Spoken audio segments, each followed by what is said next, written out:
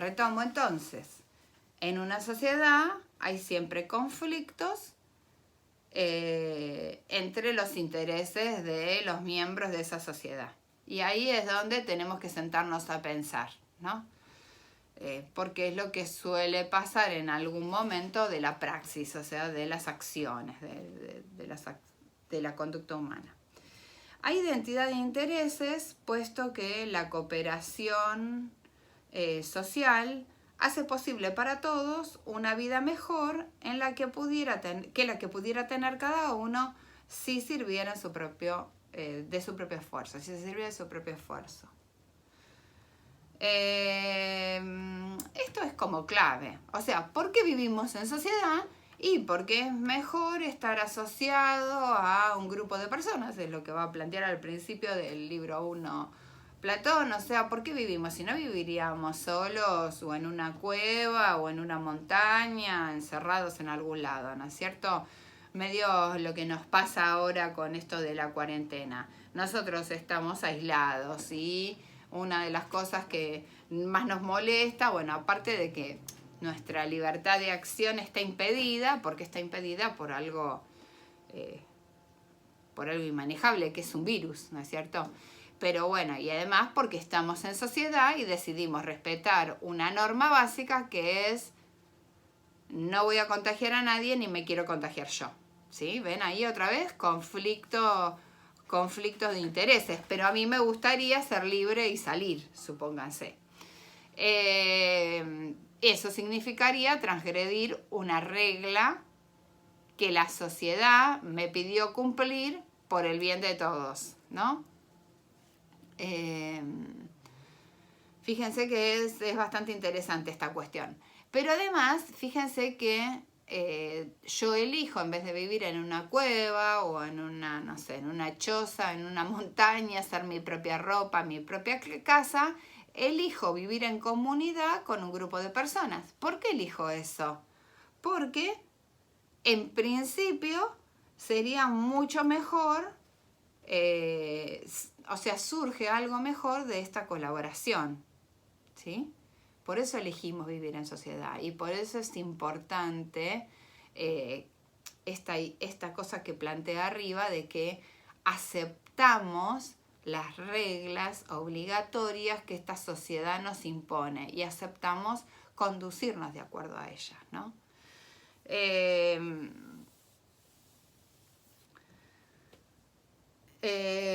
Bueno, hay un conflicto de intereses, puesto que las personas no son indiferentes respecto a cómo ha de distribuirse los mayores beneficios producidos en colaboración, ya que el objeto a perseguir, sus fines, cada una de ellas prefiere una participación mayor a una menor.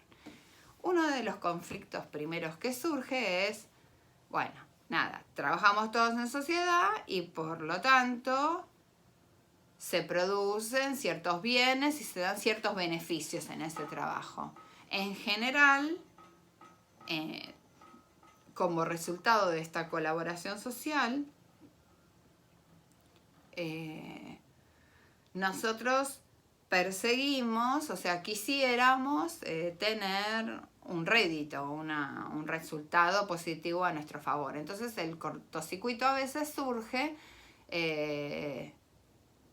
porque yo creo, supongamos, que merezco más de lo que me toca, ¿no?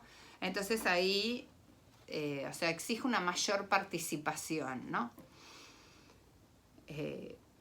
Este sería uno de los conflictos que surgen en la sociedad. Entonces es importante que estos reglamentos sean claros. Entonces Rawls, por supuesto, plantea principios, ¿sí?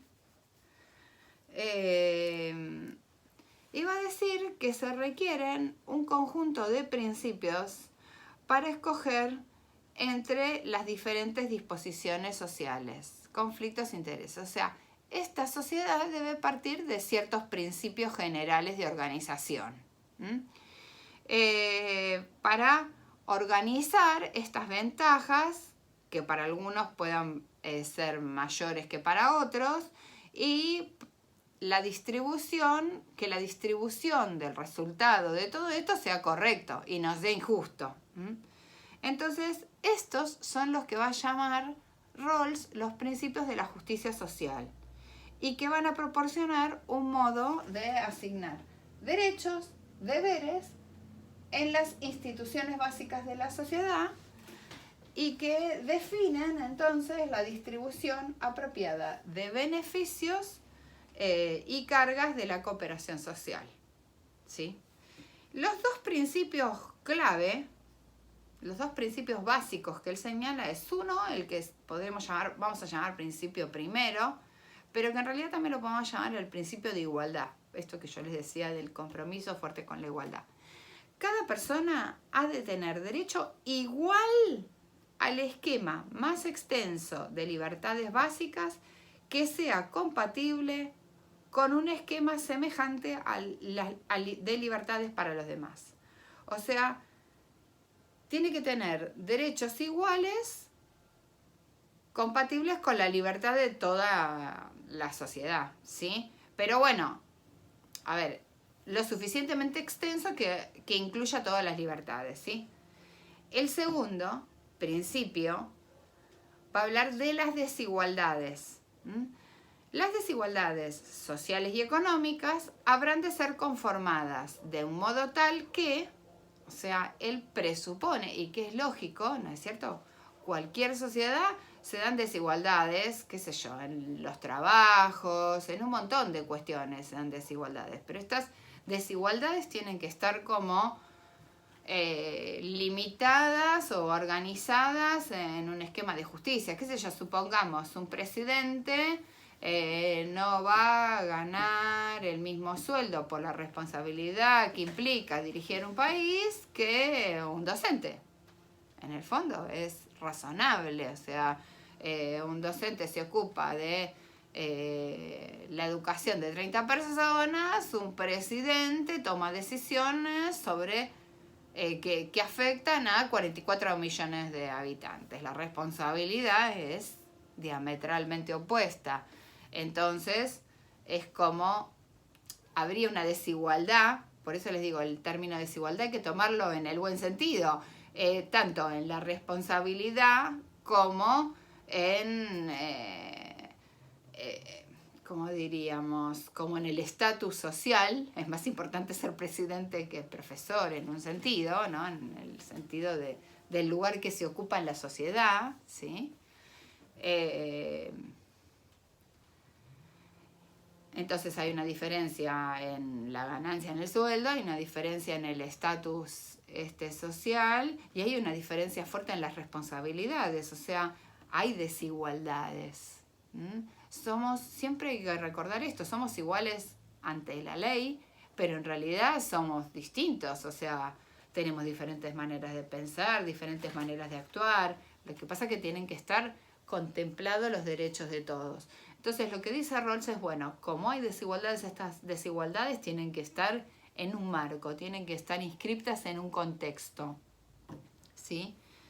Entonces, las desigualdades sociales y económicas tendrán que tener en cuenta estos dos. Primero, se espere razonablemente que sean ventajosas para todas, ¿no? O sea, que la ventaja sea para todos los miembros de la sociedad, y por eso son desigualdades, y que se vinculen a empleos y a cargos accesibles para todos. O sea, que cualquier persona pueda acceder a esos cargos. O por lo menos en principio, ¿no es cierto? Él va a decir que estos dos, el A y el B, van a producir algunos cortocircuitos. Y por eso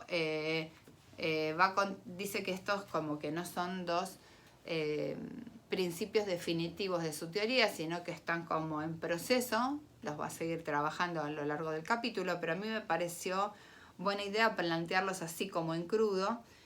Y por supuesto que el primer principio, el de la igualdad, el de que no podés violar, no podés, o sea, el esquema de las libertades básicas tiene que ser compatible. El primer principio es prioritario sobre el segundo, ¿sí? Y además tenemos, o sea, que tener en cuenta esto, que la justicia es una virtud, que el derecho del individuo no puede ser sacrificado en pos de el bienestar de la sociedad toda entera, y porque si no se incumplirían estos principios. Y además, estos principios se relacionan con las libertades básicas, que son 6. Fundamentalmente el segundo, el de las desigualdades, tiene que respetar estas 6 libertades básicas, estos 6 principios, estas 6 libertades que se relacionan con estos dos principios, ¿sí? El segundo se subordina al primer principio y estas libertades tienen que estar garantizadas por ambos, por decirlo así. Uno es la libertad política, o sea, la libertad de votar y de votar lo que uno tenga ganas, ¿no? 2, la libertad de expresión y de reunión, creo que no hace falta mucho aclararla, aunque en este momento, por ejemplo, la de reunión se está violando, ¿no? Por una situación extraordinaria. Libertad de conciencia y pensamiento, o sea, cada uno puede ser libre de pensar y de sostener lo que crea, ¿sí? En este contexto. Hay una película muy interesante, pero no me acuerdo el título, de un soldado que en Estados Unidos este tema de la libertad de conciencia hay como una ley, que el hombre quiere ir a la guerra, decide ir a la guerra, pero dice que no va a matar a nadie, porque violenta su libertad de conciencia. Después les busco el nombre y se los digo porque está interesantísima. Porque por un momento vos decís, bueno, ¿para qué te alistas en el ejército? ¿No? Pero claro, él quiere cumplir con su nación. ¿Ven? Un conflicto de valores. Él quiere cumplir con su patria, con su nación, pero decide que no va a matar a nadie y se alista en el ejército igual. Muy interesante es el conflicto, está planteado en esa película. Libertad de la persona, o sea, la persona no puede estar ni física ni psíquicamente sometida, agredida, ni nada por el estilo. El derecho a la propiedad personal, o sea, todas las personas tienen derecho a tener posesiones. Y la libertad respecto al arresto o detenciones arbitrarias, o sea, no te pueden detener arbitrariamente, a detener la policía o quien sea arbitrariamente, ¿sí? Estas libertades son conformes al primer principio, o sea, tienen que sostener, son las libertades esas que mencionan el primer principio y por supuesto están interrelacionadas con estos dos principios básicos que nombramos en la otra ficha.